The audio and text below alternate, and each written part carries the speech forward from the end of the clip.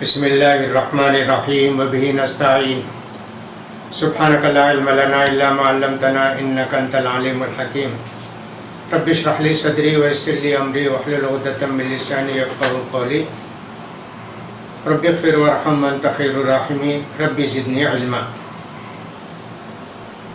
عن ابن عباس رضی اللہ تعالی عنہما قال كنت خلف النبی صلی اللہ علیہ وسلم یوما فقال لي يا غلام إني أعلمك كلمات احفظ الله يحفظك احفظ الله تجد تجاهك إذا سألت فاسأل الله وإذا استعنت فاستعذ بالله واعلم أن الأمة لو اجتمعت على أن ينفعوك بشيء لم ينفعوك إلا بشيء قد كتبه الله لك وإن اجتمعوا على أن يضروك بشيء لم يضروك إلا بشيء قد كتبه الله عليك رفعت الأقلام وجفت الصحف وفي رواية احفظ الله تجد أمامك تعرف إلى الله في الرخاء يعرفك في الشدة اعلم أن ما أخطأك لم يكن ليصيبك وما أصابك لم يكن ليخطئك واعلم أن النصر مع الصبر وأن الفرج مع الكرب وأن مع العسر يسرا۔ اسٹوڈیو اسلام میں آپ سارے بھائی اور بہنوں کو خوش آمدید کرتے ہیں۔ امام نووی رحمۃ اللہ علیہ نے جو کتاب جمع کی ہے، 40 حدیثیں جمع کی ہیں، یہ 40 حدیثوں کا مجموعہ بہت سے لوگوں نے جمع کیا، مگر امام نووی رحمۃ اللہ علیہ نے جو حدیثیں جمع کی یہ لوگوں نے زیادہ اس کو پسند کیا اور بہت سارے لوگوں نے اس کی شرح لکھی۔ اس کی تو سب سے جامع شرح ہے ابن رجب حنبلی کی۔ انہی میں سے آج ہم نے آپ کے سامنے 19ویں حدیث پڑھ کر سنائی، جس کے راوی ہیں ہمارے نبی کریم صلی اللہ علیہ وسلم کے چچیرے بھائی عبداللہ بن عباس رضی اللہ عنہما۔ کہتے ہیں کہ میں ایک دن سواری پر نبی کریم صلی اللہ علیہ وسلم کے ساتھ پیچھے بیٹھا تھا۔ عرب میں عام طور پر رواج تھا اونٹ ہو یا گدھا ہو، بڑا گدھا ہوتا یہاں کے گھوڑے کی طرح، عام طور پر کوئی سامنے بھی بیٹھ جاتے، پیچھے بھی بیٹھ جاتے، بڑے بھی ہوتے چھوٹے بھی ہوتے، اور اکثر و بیشتر اللہ کے رسول صلی اللہ علیہ وسلم کے ساتھ کوئی نہ کوئی صحابی بھی ہوتے تھے۔ کبھی حضرت معاذ ابن جبل ہیں، کبھی کوئی اور ہیں، کبھی کوئی اور ہیں۔ بچوں کو بھی اٹھا لیتے نبی کریم صلی اللہ علیہ وسلم، جیسے کبھی اسامہ کو بیٹھا لیا، کبھی عبداللہ بن عباس کو بیٹھا لیا۔ اب نبی کریم صلی اللہ علیہ وسلم جہاں بھی ہوتے کچھ نہ کچھ آپ کے منہ سے موتی جھڑتے، نصیحت کرتے، باتیں بتاتے، ثواب کے کام بتاتے، کوئی وقت آپ کا بیکار نہیں جاتا تھا۔ ذکر و اذکار کرتے، نصیحتیں کرتے، یا پھر جو ہے لوگوں کو دین کی باتیں بتاتے، تقریر کرتے۔ ہمارے پیارے نبی صلی اللہ علیہ وسلم کے دن رات کے اوقات دیکھیں گے، بہت کم وقت ایسے ملے گا آپ کو کہ بیوی بچوں کے ساتھ کچھ وقت گزارے، بچے کا مطلب ہے آپ کے نواسے وغیرہ، ان کے ساتھ وقت گزارے، رات گزارے، باقی پورا وقت اللہ کے رسول صلی اللہ علیہ وسلم صرف کرتے تھے دین کی خدمت کے لیے۔ اسی لیے آپ سید الانبیاء ہیں۔ کہتے ہیں ابن عباس رضی اللہ تعالیٰ عنہ کہ ایک دن میں نبی کریم صلی اللہ علیہ وسلم کے ساتھ سواری پر بیٹھا ہوا تھا پیچھے. آپ نے کہا بیٹے سنو، یا غلام، اے لڑکے سنو. بہت چھوٹے تھے ابن عباس رضی اللہ تعالیٰ عنہ. اللہ کے رسول صلی اللہ علیہ وسلم کا جب انتقال ہوا تو ابن عباس رضی اللہ تعالیٰ عنہ کی عمر ایسے 13-14 سال رہی ہوگی، تو بہت چھوٹے تھے. اسی لیے آپ کیا کہتے ہیں یا غلام، اجی لڑکے، اے بیٹے سنو، انی اعلمک کلمات، میں تم کو چند باتیں بتاتا ہوں، ان کو یاد رکھنا، ان پر عمل کرنا. وہ چند باتیں کیا تھیں؟ احفظ اللہ یحفظ کا، تم اللہ کی حفاظت کرو تو اللہ تمہاری حفاظت کرے گا. بہت پرمعنی جملہ ہے.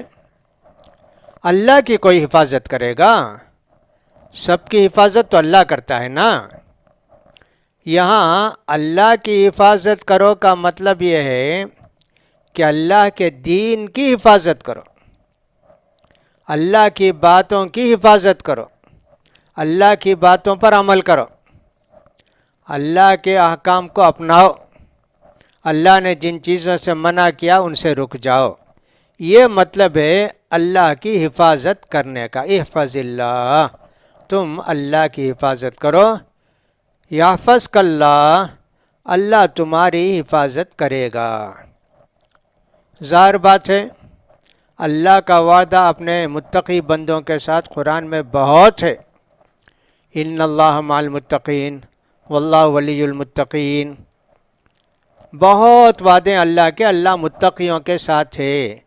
اللہ متقیوں کی مدد کرتا ہے، اللہ متقیوں کا ولی ہے. اور متقی وہ لوگ ہیں جو اللہ کی باتوں پر عمل کرتے ہیں اور اس کی منع کی ہوئی چیزوں کو چھوڑ دیتے ہیں. تو بہت آیتیں ہیں. تو اب ان کے متعلق اللہ کے رسول فرماتے احفظ اللہ تجدہ یحفظک اللہ، اللہ تمہاری حفاظت کرے گا. ہمارے پیارے نبی صلی اللہ علیہ وسلم کو دیکھو اور کتنے صحابہ اکرام کو دیکھو، کیسے کیسے دشمن آپ کو تکلیف پہنچانا چاہے، قتل کرنا چاہے، اللہ نے آپ کی حفاظت کی، اللہ نے آپ کو بچا لیا. ہجرت کا واقعہ لے لیجیے نا، پورے لوگ تیار ہیں کہ صاحب کسی بھی طرح ان کو قتل کر کے ان کا کام تمام کر دینا ہے. اللہ نے حفاظت کی. گھر سے نکلے اور سیدھا غار ثور پہنچ کے وہاں چند دن رہے، پھر وہاں سے مدینے کا رخ کیے. بیچ میں بھی کچھ لوگ آئے کہ صاحب کسی طرح ان کو پکڑ کے لے جائیں تو 100 اونٹ ملیں گے، ان کے 100 اور ان ابو بکر کے 100. مگر اللہ تعالیٰ نے کچھ ایسا انتظام کر دیا کہ جو راستے میں آئے وہ بھی ناکام ہو گئے. پوری حفاظت کی اللہ نے. مکے سے مدینہ تک کا اتنا لمبا راستہ، سمجھے کہ صاحب 8-10 دن لگ گئے. یہ پورے راستے میں اللہ نے آپ کی حفاظت کی نا، اس لیے کہ آپ نے اللہ کے دین کو پہنچایا، اللہ کے دین پر عمل کیا، اللہ کے دین کی طرف لوگوں کو دعوت دی. یہ وعدہ اللہ کا متقیوں کے ساتھ ہے. ایک اور جملہ بھی اللہ کے رسول صلی اللہ علیہ وسلم نے ابن عباس سے کہا احفظ اللہ تجد تجاہک، اللہ کی حفاظت کرو تم اللہ کو اپنے سامنے پاؤ گے، فوراً مدد ملے گی. سامنے کا آدمی کیا کرتا ہے؟ فوراً مدد کرتا ہے، فوراً راستہ بتاتا ہے. کوئی بھی مشکل آئی تو اسے نکلنے کا راستہ بتاتا ہے، اسے جو ایک نجات پانے کا طریقہ بتاتا ہے. سامنے پاؤ گی جی. بہت مرتبہ ایسی ہوتا ہے کہ صاحب ادھر دعا کی ادھر قبول ہو گئی. حضرت موسیٰ علیہ السلام کا واقعہ آپ کو یاد ہے نا. مدین گئے، بھوکے تھے، پیاسے تھے، بڑی پریشانی تھے.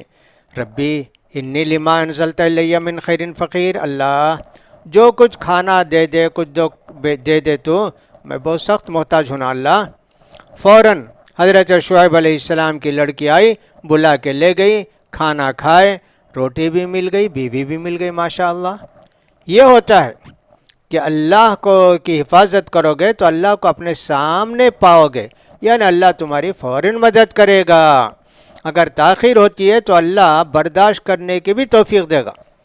بعض مرتبہ ایسا ہوتا ہے کہ صاحب تاخیر ہو جاتی، مدد آتی نہیں، لیکن کیا مایوس ہو جاتے اللہ کے بندے؟ نہیں، کافر مایوس ہوتے ہیں، اللہ کے بندے مایوس نہیں ہوتے۔ اتنی دیر صبر کرنے کی بھی اللہ توفیق دے دیتا ہے۔ اس لیے دین پر ہمیشہ کار بند رہنا چاہیے۔ سورہ آل عمران میں اللہ نے فرمایا نا، وَلَا تَمُوتُنَّ إِلَّا وَأَنْتُمْ مُسْلِمُونَ، ہمیشہ اسلام کی باتوں پر عمل کرو، موت بھی آئے تو تم کو اسلام کی حالت میں موت آئے۔ میں تو اس کا معنی یہی بتاتا ہوں، جب دین پر عمل کرتا ہے آدمی تو اللہ تعالیٰ اس کی حفاظت کرتا ہے، دین پر عمل کرتا ہے، کہیں بھی اس کی موت آئے تو اسلامی موت ہوتی ہے۔ تھوڑی دیر کے لیے سمجھ جائیں کہ کوئی شخص ٹو ویلر پر بس پر سوار ہوا، دعا پڑا، ایکسیڈنٹ ہو گیا، مر گیا، یہ شہادت کی موت ہوگی، اس لیے کہ اللہ کو یاد کر کے بیٹھا نا۔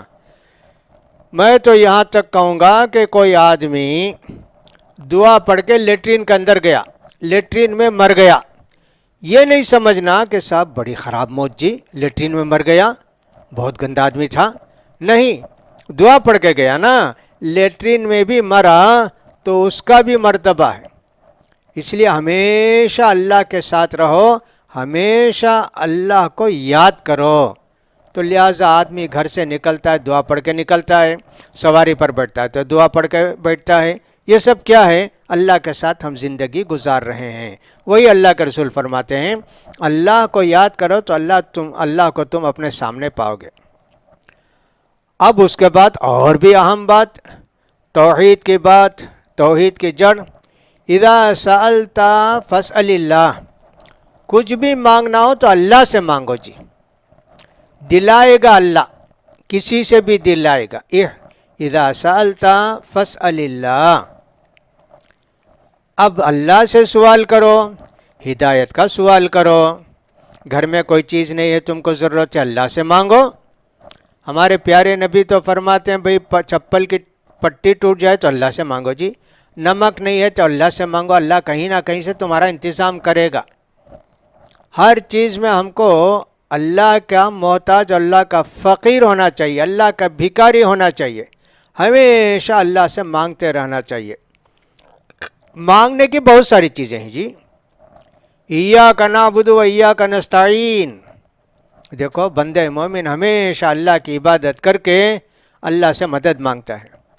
کوئی بھی چیز آ جائے، کوئی بھی پریشانی آ جائے، کوئی بھی ضرورت پیش آ جائے، اللہ ہی سے مانگنا، کسی اور سے نہیں مانگنا، اس کا خیال کرنا چاہیے۔ آج دنیا کے اندر مصیبتیں پریشانیاں آتی ہیں لوگوں پر، مسلمانوں پر، اللہ کو بھول کر سب سے مانگتے ہیں، اللہ کو بھول جاتے ہیں۔ اللہ تو کہتا ہے مجھے یاد کرو، فاذکرونی اذکرکم، مجھے یاد رکھو تو میں تم کو یاد رکھوں گا، اللہ کا وعدہ ہے سورہ بقرہ کے اندر۔ لہٰذا ایک مومن کو چاہیے کہ صاحب کوئی بھی پریشانی پہلے اللہ سے سوال کرے، خاص کر وَإِذَا اسْتَعَنْتَ فَاسْتَعِنْ بِاللَّهِ، اور مدد مانگنی ہو تو اللہ ہی سے مدد مانگو۔ مصیبت میں، پریشانی میں، ضرورتوں میں سب اللہ سے مدد مانگی جاتی ہے، مدد مانگی جاتی ہے، لیکن اللہ سے مدد مانگنا چاہیے۔ جب اللہ سے مانگو تو اللہ سے مانگو، جب مدد چاہو تو اللہ سے مدد چاہو۔ دونوں جملے ملتے جلتے ہیں، لیکن استعانت عام طور پر ہوتی ہے پریشانی دور کرنے کے لیے۔ عام طور پر ایسے ہوتا ہے، کوئی مصیبت آئی، کوئی پریشانی آئی، مدد چاہیے نا کسی کی، تو اللہ کی مدد طلب کرو۔ وَإِذَا اسْتَعَنْتَ فَاسْتَعِنْ بِاللَّهِ، سورہ فاتحہ میں نہیں کہتے ہیں ایاک نعبد و ایاک نستعین، اللہ تجھی سے مدد مانگتے ہیں۔ ایاک نستعین کا مطلب معنی اردو میں تجھی سے مدد مانگتے ہیں، تجھ سے نہیں، تجھی سے، اس لیے کہ ایاک پہلے ہے، نستعین بعد میں ہے، تجھی سے مدد مانگتے ہیں۔ لہٰذا ایک بندہ مومن کو کسی بھی پریشانی مصیبت میں اللہ ہی سے مدد مانگنی چاہیے۔ پیارے نبی صلی اللہ علیہ وسلم پر جو کچھ پیش آیا اللہ ہی سے مدد مانگی، صحابہ کرام نے اللہ ہی سے مدد مانگی، کسی اور سے کبھی مدد مانگے ہی نہیں۔ یعنی مطلب یہ ہوتا ہے کہ مدد مانگنے کی دو صورتیں ہیں، ایک صورت تو یہ کہ ہمارے سامنے کوئی آدمی ہے بھائی، وہ ہماری مدد کر سکتا ہے. آپ گر گئے بھائی، سائیکل سے گر گئے، ٹو ویلر سے گر گئے، گڑھے میں گر گئے، ارے بچاؤ بھی، ذرا اٹھاؤ بھائی مجھے، یہ مدد مانگنا ہوا نا. یہ مدد بالکل جائز ہے اور مانگنا چاہیے. اس لیے کہ موسیٰ علیہ السلام جب نکلے تو جو لڑ رہے تھے نا دو آدمی، اس میں سے ایک آدمی نے کہا موسیٰ ذرا بچاؤ بھائی، دیکھو مجھ پر بہت ظلم کر رہی ہے. تو مدد کی موسیٰ علیہ السلام نے اس کی. تو ایک مدد وہ کہ جو دوسرے آپ کی مدد کر سکتے ہیں انہی سے مدد مانگے. جی قرض کی ضرورت پڑی بھائی، کسی سے جا کے قرض مانگیں گے. بیمار ہو گئے تو ڈاکٹر کے پاس جا دوا کا علاج کریں گے، دوا لیں گے. اور دوسری مدد یہ ہے کوئی پریشانی ہوئی، بچہ نہیں ہوا، بیماری نہیں جا رہی ہے، نیند نہیں آ رہی ہے، نوکری نہیں مل رہی ہے، شادی نہیں ہو رہی ہے، ایسی کتنی ضرورتیں ہیں.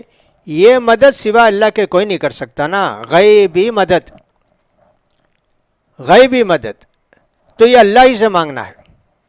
یہ توحید کی اصل اور بنیاد ہے. لوگ اس پر کاربند نہیں ہیں. کچھ بھی پریشانی مصیبت آتی ہے، 2-4 دن علاج کیا اور دعا وہ پڑھا، کچھ نہیں ہوا تو نعوذ باللہ چلے جاتے ہیں کسی درگاہ پر، چلے جاتے ہیں کسی مردہ ولی کے پاس، جا کے اس سے کہتے ہیں کہ صاحب ہماری مدد کرو. وہ کیا مدد کریں گے جی؟ قرآن تو کہتا ہے کہ صاحب جو اب قبر میں پہنچ گئے انک لا تسمع الموتى، تم جو لوگ مرے ہوئے ان کو سنا نہیں سکتے کچھ بھی. نبی کریم بھی جا کے کسی میت کے پاس کھڑے ہو کر کہیں سنو جی میری بات، تو نہیں سنے گا. ہاں جب اللہ سنانا چاہا تو سنا دیا. بدر کی لڑائی کے موقع پر بہت سارے کافروں کو لے جا کے کنویں میں ڈالے جو مرے تھے. اللہ کے رسول صلی اللہ علیہ وسلم کھڑے ہو کر وہاں ان سے پوچھتے ہیں کیا جی میں تم سے جو وعدہ کر رہا تھا نا، بول رہا تھا نا ایک ذلت کے دن آئیں گے اگر ایمان نہیں قبول کرو گے، اب سمجھ میں آیا؟ وہ جواب نہیں دیے لیکن سنتے تھے. اس سے معلوم ہوا کہ صاحب مردے ہماری بات سنتے ہیں جو اللہ کے رسول نے بتائی ہے. جیسے قبرستان گئے تو السلام علیکم کہا، السلام علیکم اللہ دیار کہا. مردے سنتے ہوں گے. نہیں بھی سنتے ہیں تو ہم ان کی سلامتی کے لیے دعا کرتے ہیں. لیکن بدر کے واقعے پر تو حضرت عمر نے پوچھا اللہ کے رسول آپ کس سے بات کر رہے ہیں؟ کہا انہیں گندے لوگوں سے. کہا تمہاری بات سنتے ہیں؟ ہاں تم جتنا سنتے اس سے زیادہ ابھی سنتے ہیں، اللہ ان کو سناتا ہے. تو لہٰذا غیبی مدد صرف اللہ سے مانگنی ہے، کسی اور سے نہیں مانگنی ہے.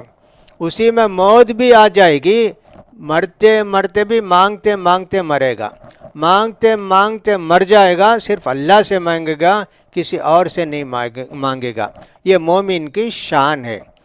وَإِذَا اسْتَعَنْتَ فَاسْتَعِنْ بِاللَّهِ، اگر تم کو کسی غیبی مدد کی ضرورت ہو تو صرف اللہ سے یہ مدد مانگنا، کسی اور سے نہیں. اس کے بعد اور بھی بڑی عمدہ بات بتاتے ہیں. اجی یاد رکھو، دنیا کے سارے لوگ مل کر تم کو کچھ فائدہ پہنچانا چاہیں، وہ اتنا ہی اور وہی فائدہ پہنچا سکتے ہیں جو اللہ نے تمہارے حق میں لکھا ہے. اللہ اکبر، کتنی بڑی بات ہوگی جی. کون لوگ فائدہ پہنچانا؟ پوری امت، پوری دنیا کے لوگ ایک آدمی کو فائدہ پہنچانا چاہتے ہیں. فائدہ پہنچا سکتے کیا اللہ کی مرضی کے بغیر؟ نہیں. اللہ جو فائدہ تمہارے حق میں لکھا ہے اتنا ہی فائدہ پہنچا سکتے اور وہی فائدہ پہنچا سکتے. بہت بڑی بات ہے.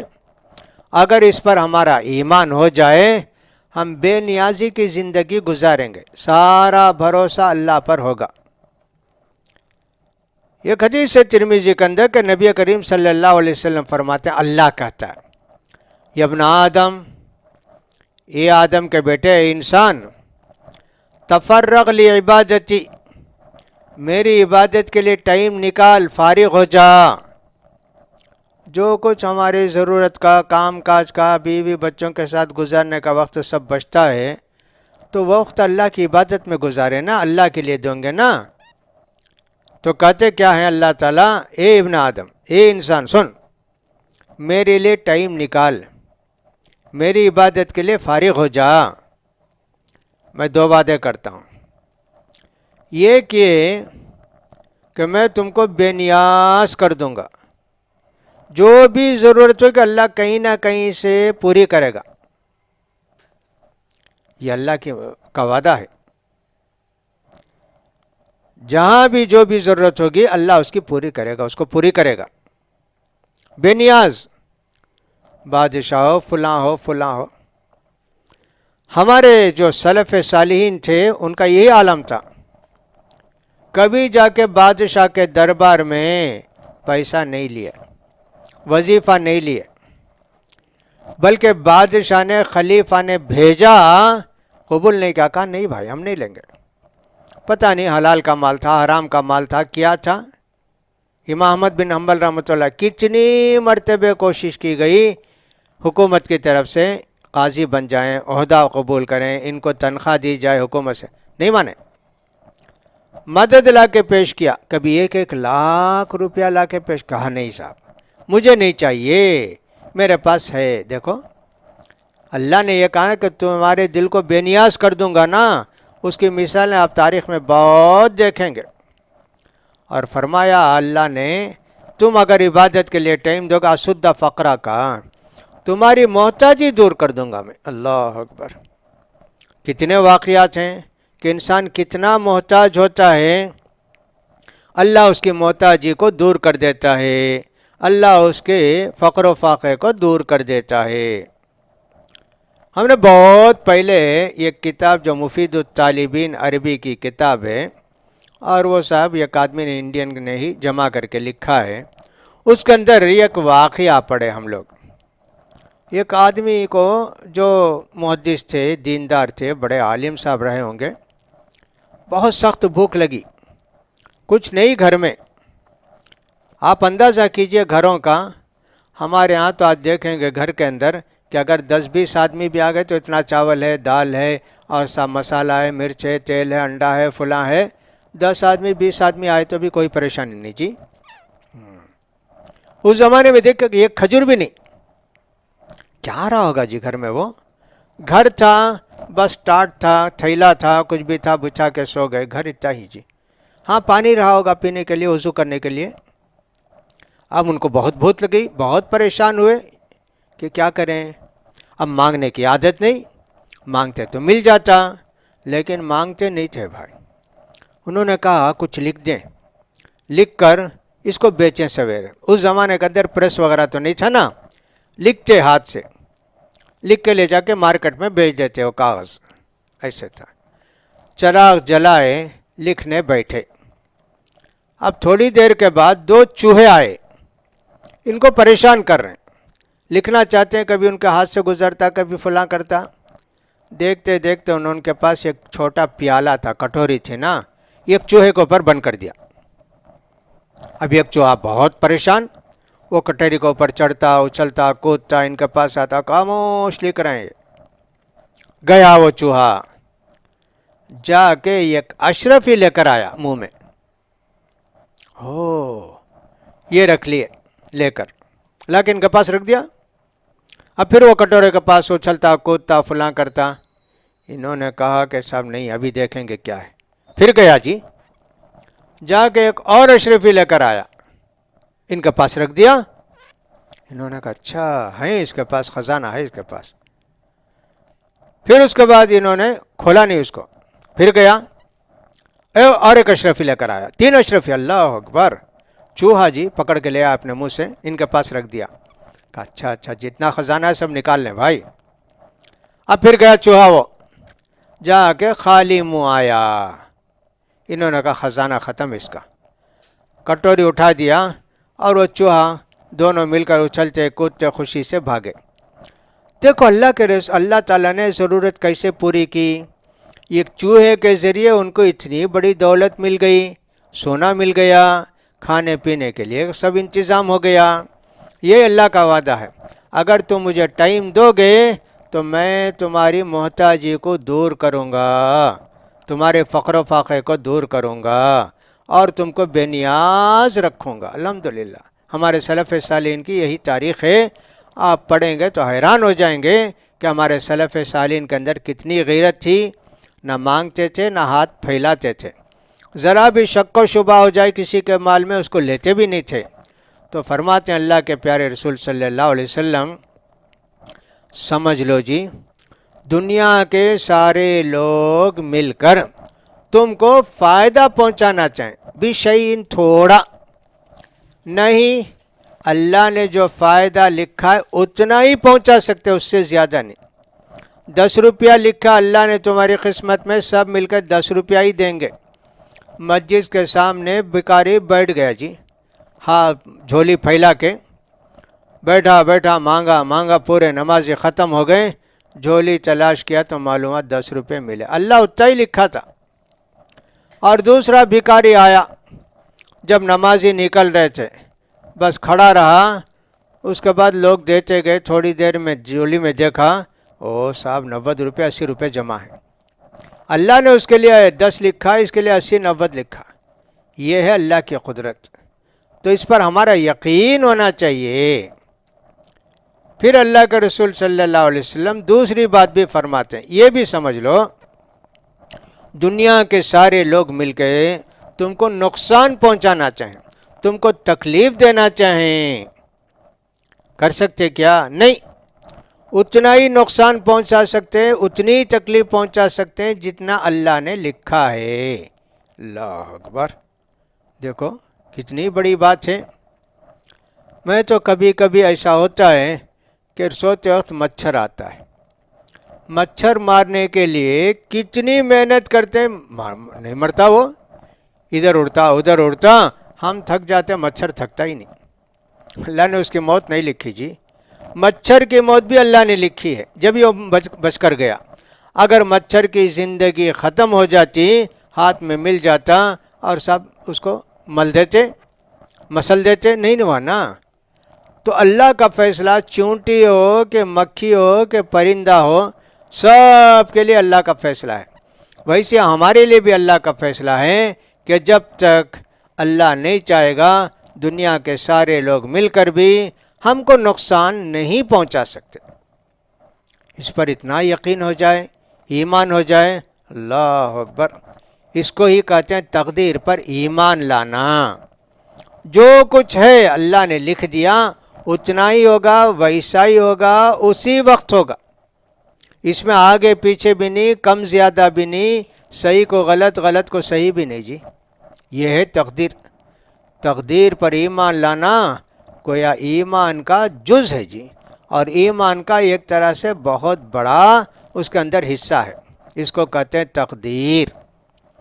تو نبی کریم صلی اللہ علیہ وسلم نے یہ ساری باتیں ان کو فرمائی اور کہہ دیا دیکھو جی تقدیر لکھ دی گئی ہے، قلم کی روشنی ختم اور کاغذ سوکھ گیا۔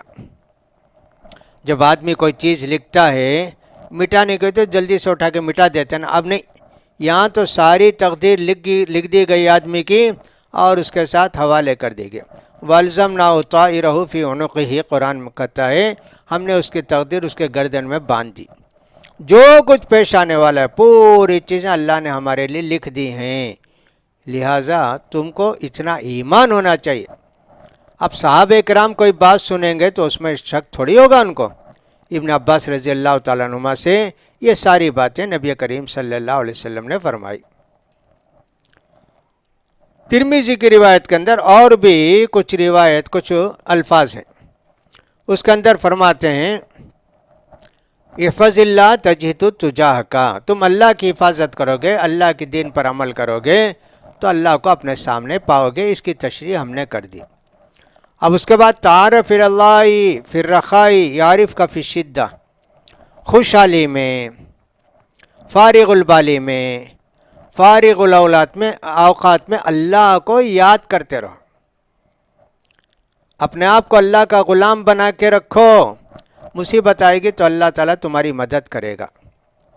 عام طور پر ایسا ہوتا ہے خوشحالی میں، فراغ بالی میں، ناز و نعمت میں جب ہوتا ہے تو انسان اللہ کو بھول جاتا ہے۔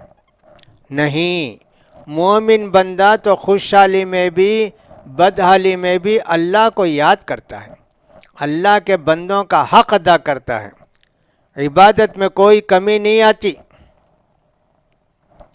تھوڑی دیر کے لیے ہم مثال دیں، شادی ہوتی ہے میرے بھائی، شادی کے جتنے لوگ ہوتے ہیں، دلہن ہے، دلہا ہے، ان کے ماں ہیں، باپ ہیں، فلاں ہیں، یہ ہیں، وہ ہیں، نماز چٹ، خوشی میں اللہ کو بھول گئے۔ ایسے بہت ہوتا ہے کہ آدمی خوشی میں اللہ کو بھول جاتا ہے۔ کبھی ایسا ہوتا ہے کہ صاحب کیوں میں کھڑے ہیں، ہماری باری آنی ہے، ریزرویشن کرنا ہے، فلاں کرنا ہے، نماز ہوگی، ہو گیا وقت، اب نماز کا وقت ہو گیا تو پھر یہاں کیا کریں گے جی، ارے چلو کیوں میں نہیں کھڑیں گے، جا کے نماز پڑھ کے آئیں گے تو انشاءاللہ آپ کا کام ہو ہی جائے گا۔ تب تم خوشی میں اللہ کو یاد کرو گے تو مصیبت میں اللہ تم کو یاد کرے گا۔ تو لہٰذا خوشی ہو یا غم ہو، یہ ایک مومن بندہ ہمیشہ اللہ کو یاد کرتا رہتا ہے۔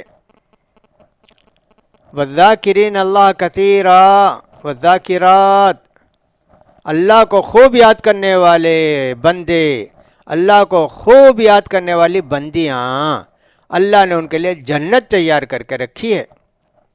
لہٰذا ترمذی کی اس حدیث کے اندر اللہ کے رسول فرماتے ہیں، تعرف الی اللہ فی الرخاء یعرفک فی الشدہ، تم خوشحالی میں، فارغ البالی میں اللہ کو یاد رکھو تو مصیبت میں، پریشانی میں اللہ تم کو یاد رکھے گا۔ فاذکرونی اذکرکم، مجھے یاد رکھو گے تو میں تم کو یاد رکھوں گا۔ ولا تکونوا کالذین نسوا اللہ، اللہ کو بھول کر زندگی گزارنے والے نہ بنو۔ فانساہم انفسہم، جو لوگ اللہ کو بھول کر زندگی گزارے اللہ بھی ان کو بھول گیا۔ دعا کرتے، روتے، گڑ گڑاتے، نماز پڑھتے، مدد نہیں آتی اللہ کی، اس لیے کہ تم کو اللہ نے جب دولت دی، خوشحال رکھا تو تم نماز چھوڑ دیتے تھے، تم جو ہے تفریحوں میں رہتے تھے، تم مال و دولت اسراف کرتے تھے، اللہ کو یاد نہیں رکھے نا، آج اللہ بھی تم کو بھول گیا۔ اللہ اکبر۔ فرماتے ہیں اللہ کے پیارے رسول صلی اللہ علیہ وسلم، وَعْلَمْ انما اخطأک لم یکن لیصیبک، جو چیز تم کو نہیں ملی وہ نہیں ملنے والی تھی، تم افسوس کیوں کرتے جی؟ افسوس کرتے رہتا ہے۔ ہاں، جیسے کوئی آدمی انٹرویو کو گیا، بھائی انٹرویو ہو رہا ہے، اب اس کی باری آنے والی ہے، اس کو زور سے استنجا کی، پیشاب کی ضرورت آ گئی، چلا گیا، معلوم ہوا کہ اس کا نام آیا اور صاحب نہیں تھے تو صاحب آبسنٹ لکھ دیے، کہتا رہے پیشاب کو نہیں جاتا تو میری باری آ جاتی ہے، مجھے کام مل جاتا، انٹرویو ہو جاتا۔ ارے اللہ نے وہ سروس تمہارے لیے نہیں لکھی تھی، اسی لیے پیشاب آیا، اگر اللہ لکھا ہوتا سروس، جاتے انٹرویو دیتے، پاس ہوتے نا، نہیں لکھا۔ یہ ہمیشہ ہم کو یقین رکھنا چاہیے، جو ہم کو نہیں ملنے والا تھا، نہیں ملنے والا ہی تھا، وہ کوشش کرتے، یہ کرتے، وہ کرتے، مل جاتا، ایسے سوچنا ایک طرح سے تقدیر کا انکار کرنا ہے۔ اسی لیے نبی کریم صلی اللہ علیہ وسلم فرماتے ہیں، اگر کا لفظ چھوڑ دو جی، اگر میں ذرا محنت کیا ہوتا تو امتحان میں اچھے نمبر لیا ہوتا، اگر میں فلاں ڈاکٹر کے پاس گیا ہوتا تو میرا علاج ہو گیا ہوتا، اگر میں فلاں کھانا نہیں کھایا ہوتا تو میرے پیٹ میں درد نہیں آیا ہوتا، یہ سب نہیں بولنا۔ یہ گویا تم اپنی آپ کو سمجھتے ہو کہ میرے اندر اتنا پاور ہے، میں جو چاہتا ہوں وہ ہوتا ہے۔ تمہارے پاس کیا پاور ہے جی؟ تقدیر تو اللہ نے لکھی ہے، جو کچھ تم کو آنا تھا وہ آیا اور آئے گا۔ ہائے، اس بس میں بیٹھا ایکسیڈنٹ ہو گیا، اس بس کو چھوڑ کے دوسری بس میں بیٹھتا تو ایکسیڈنٹ نہیں ہوتا نا، ایسے نہیں بولنا۔ جو تم کو نہیں ملا وہ نہیں ملنے والا تھا، اور جو ملنے والا تھا وہ چھوٹنے والا نہیں، کہیں بھی رہو گے تم کو وہ ملنے ہی والا ہے۔ اسی لیے کہتے ہیں نا اردو میں، دانے دانے پر لکھا ہے کھانے والے کا نام، ایسے کہتے ہیں کہ صاحب عجیب و غریب ہے، لوگ ایسے ہی سمجھانے کے لیے کہتے ہیں، یہ کوئی حقیقت نہیں ہے۔ ایک آدمی کھانا کھا رہے تھے، دوسرے آدمی نے کہا بھئی یہ جو کھانے کا دانہ ہے اس میں تو لکھا ہے کہ صاحب یہ کبوتر کا دانہ ہے، اب یہ کھا گئے۔ اب ایسا ہوا کہ صاحب کھا پی کے گئے، ان کو زور کا ٹسکا لگا، تھوڑی قے ہو گئی، وہ نکل گیا جو پیٹ کے اندر گیا تھا۔ تھوڑی دیر میں کبوتر آیا، اس دانے کو کھا لیا۔ ہاں کہا دانے دانے پر لکھا کھانے والے کا نام، ایسے سمجھاتے ہیں مثال کے لیے، کوئی بات نہیں، ان کو کیسے معلوم صاحب اس دانے پر کبوتر کا نام لکھا ہے، سمجھانے کے لیے بولتے ہیں۔ تو اس کا مطلب یہ ہے کہ جو ہم کو ملنے والا تھا وہ مل کر رہے گا، جو نہیں ملنے والا تو ملے گا ہی نہیں جی، کتنی بھی کوشش کرو کچھ بھی ہو جائے ہرگز نہیں ملے گا۔ جو ملنے والا ہے لوگ سارے مل کر بھی اس کو روکنا چاہیں نہیں، وہ ملے گا ہم کو یقیناً۔ یہ ہے جی تقدیر پر ایمان، یہ ہے تقدیر پر بھروسہ، لہٰذا ہم کو اس پر یقین رکھنا چاہیے۔ ایک اور بھی بات بتائی نبی کریم صلی اللہ علیہ وسلم، وَعْلَمْ أَنَّ النَّصْرَ وَأَنَّ الظَّفْرَ مَعَ النَّصْرِ، محنت کے بعد کامیابی ملتی ہے۔ فرماتے ہیں نبی کریم صلی اللہ علیہ وسلم، تم کو جو بھی کامیابی ملے گی وہ صبر کرو گے تو ملے گی، جلد بازی کرو گے اللہ نے نہیں لکھا ہے تو نہیں ملے گی۔ کتنے ہی کام ایسے ہوتے ہیں انسان جلد بازی کر کے کھو دیتا ہے نا۔ جیسے مثال دے کر کہتے ہیں نا کہ کسی کے پاس ایک مرغی تھی، روز سونے کا انڈا دیتی تھی، صاحب خود بھی کھاتا لوگوں کو کھلاتا خوب صاحب۔ اب ایسی زندگی گزر رہی تھی، ایک دن صبر نہیں ہوا، ہرس پیدا ہو گئی۔ اس نے کہا کہ صاحب مرغی کاٹ کے اس کے پیٹ میں جتنے انڈے ہیں سب نکال لیں۔ مرغی کاٹا، پیٹ چیرا، کچھ نہیں، وہی چھوٹے چھوٹے دانے نکلے انڈے کے۔ دیکھو صبر نہیں کیا جی، جلدی بازی کیا تو روز ایک ایک انڈا ملتا تھا، ایک بھی نہیں ملا اس کے بعد اس کو۔ ویسے ہی ہے، صبر کرنا چاہیے ہر چیز میں جی۔ عبادتوں میں صبر کرتے ہیں تو جنت ملے گی جی۔ خوب محنت کر کے امتحان لکھتے ہیں، پاس ہوتے ہیں، سرٹیفکیٹ ملتی ہے، اور اس کے بعد کام بھی مل جاتا ہے اللہ چاہے تو جلد بازی نہیں کرنا، صبر کرنا، آئے گی اللہ کی مدد، اس کا کرنا۔ وَأَنَّ الْفَرَجَ مَعَ الْكَرْبِ، عام طور پر پریشانیوں کے بعد آدمی کو خوشحالی میسر ہوتی ہے۔ محنت کتنی کرتا، روزانہ محنت کرتا کرتا جماتا، تنخواہ اس کی کتنی ہے بھئی، ایک دن کو مزدوری 800 روپے، کتنے دن محنت کرتا، 200 روپے بچاتا، 200، یہاں تک کہ حج کے جانے کے لیے پیسے ہو جاتے، اور کچھ لوگ گھر بنانے کے لیے پیسہ ہو جاتے، اور کسی کے پاس زمین خریدنے کے لیے پیسے ہو جاتے۔ یہ کیا چیز ہے؟ یہی کہ اللہ کے رسول فرماتے ہیں محنت کے بعد کامیابی ملتی ہے، محنت کے بعد خوشحالی آتی ہے، محنت کے بعد رزلٹ ملتا ہے۔ وَلَيْسَ لِلْإِنسَانِ إِلَّا مَا سَعَىٰ، سورہ نجم کے اندر اللہ فرماتے ہیں انسان کو اتنا ہی وہی ملے گا جو اس نے محنت کی۔ لہٰذا ان حدیث کے اندر کتنی باتیں اللہ کے رسول نے فرما دی۔ اور آخری بات، وَأَنَّ مَعَ الْعُسْرِ يُسْرًا، کبھی تم کو پریشانی تکلیف ہو تو یہ نہیں سمجھنا ختم نہیں ہوتی چاہیے، میں ایسے ہی رہوں گا، بھکاری رہوں گا، میں ایسے ہی بیماری رہوں گا، میری شادی کہیں نہیں ہوگی، مجھے کہیں سروس نہیں چاہیے۔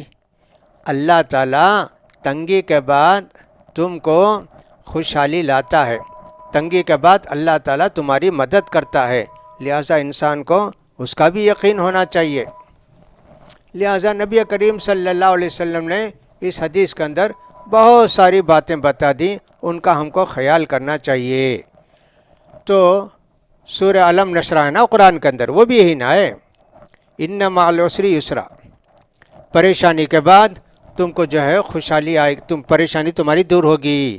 دو جگہ فرمایا اللہ نے، واہ ان مع العسر یسرا، ان مع العسر یسرا، بڑی جامع حدیث ہے یہ۔